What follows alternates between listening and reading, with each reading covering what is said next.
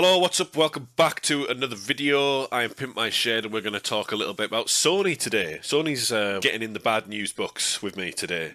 Now, I was actually tweeting about this story about 5 days ago before it hit the mainstream, and I'm not trying to big myself up there. It's very rare I'm sort of ahead of the curve like, with any kind of information. But I saw this popping up quietly, and I started tweeting about it, and then nobody was sort of like interacting with it. Nobody was really sort of giving a shit. Not that I have any kind of pull on Twitter, do you know what I mean? But like, I thought, well, maybe it's not a story then, so I deleted all my tweets, and now it's hit the mainstream media, and everyone's picking it up. All the big sites are talking about it, everything like that. So I was a little bit pissed off with myself. But anyway, I do like to keep it fair. But for a change, we're having a pop at Sony today, because Sony seems to have done a sneaky Don Matrick and inserted some kind of online 30-day check-in for digital games, like a little sneaky DRM in the latest update. And I think it's a fucking joke. We're going to watch a video by Spawnwave here, who's going to talk us through it. Again, because I fit into that 30-day window. So he launches at the this game. Point. So everything looks good there. We do now need to break the licensing and kind of simulate being out of that 30-day window. In order to do that, we got to pull the CMOS battery. And with one Phillips head screw, the battery comes right up, and that should now have reset our licenses. So now I just need to turn the system on, leave it disconnected from the internet. Taking that battery out has put that console in a state of what it would be like if the internet wasn't available and the console couldn't connect to the internet. So now he's going to show you what would happen if you ever didn't have an internet connection, or if you don't have an internet connection. We'll see if we can load up any of those newer games. All right, back to the dashboard. The time you can see is all messed up. It's going to try the same game just after 4 p.m. Eastern, and it thinks it's 7 o'clock. Yeah, you can see it's defaulted back to 2011, 12/31/2011, 7:01 p.m. Which, if I did connect to the internet, it would fix the date, the time, any of that. But with that in mind, let's see what happens here when we try to fire up Saint Slayer. And there you go. Can't use this content. Can't connect to the server. To verify your license, wait a while and then try again. Okay, so Saint Slayer does not work. Vampire Crawlers, same deal. Can't use this content. Can't connect to the server to verify your license. Okay, wait a while and try again. With that in mind, Crimson Desert, again, picked that up when once it came out, more than a month ago now. And we picked that guy. Yeah, looks like that one fires up no problem. Digital game.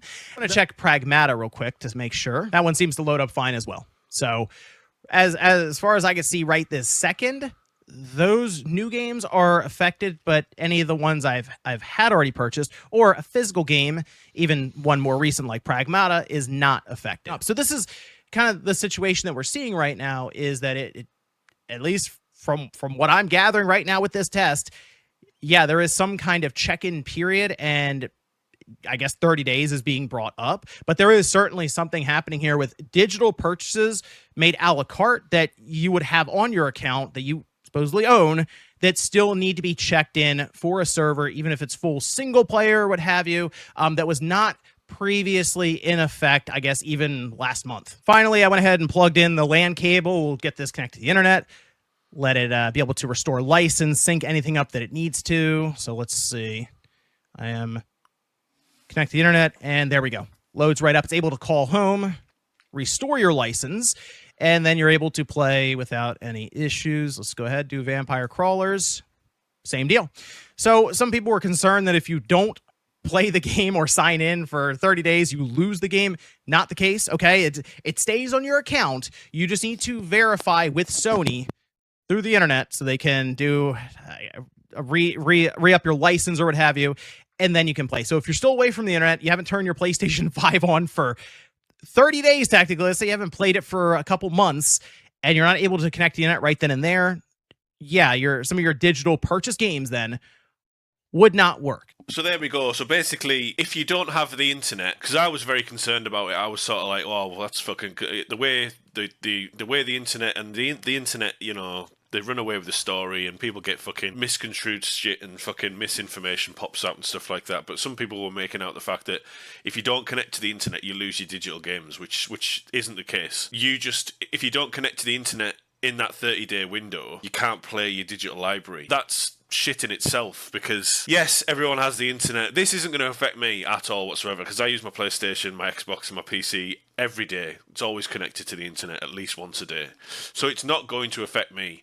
But like, if you ever had a power cut for that length of time, 30 days is a bit drastic as well, but it's just it's not the point. Do you know what I mean? It's not the point. It's the fact that you don't fully really own PlayStation digital games. You know, they're only tied to a license. Even when you're paying this is why digital games should be cheaper. Do you know what I mean? But we're still paying 70 quid for digital games. It's fucking crazy. But I suppose it's the same as disc games. I mean, I've bought games like Battleborn. You know, Battleborn Evolve. And I had them games on disc, and them games got shut down, so the disc was useless. So it works both ways. So if I bought Crimson Desert on disc and put it in on disc, and I wasn't connected to the internet, the game would still work via disc. Physical media is obviously better. I'm actually considering getting a PlayStation 5 disc drive now because of this. Because I think you can buy games cheaper through CEX and, you know, Shop2 websites like that. The game collection always cheaper than 70 quid. When you finish them, you can trade them in and get store credit and stuff like that. But I was just very heavily like, oh, I'm just going to go digital. And like I say, this isn't going to affect me, but I say in many videos, I'm not the center of the gaming universe. I'm not that fucking arrogant. Like, there's people out there that still have dial-up internet. You know, go and research how many people are using dial-up. It's crazy how many people are still using dial-up. And the reason why I'm talking about this is because when Xbox tried this with the Xbox One, and they said it needed online connectivity and all that, and, you know, Don Matrix said, games and entertainment, the functionality of the box, some of the advantages that you get of having a box that is designed to use an online state.